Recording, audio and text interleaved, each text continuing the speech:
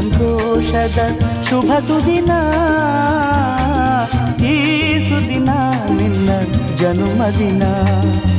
ಹಳೆಯದು ಮರೆಯಲಿ ಹೊಸತಿನಲ್ಲಿ, ಈ ಜೀವನ ನಲಿಯಲಿ ಹರುಷದಲ್ಲಿ.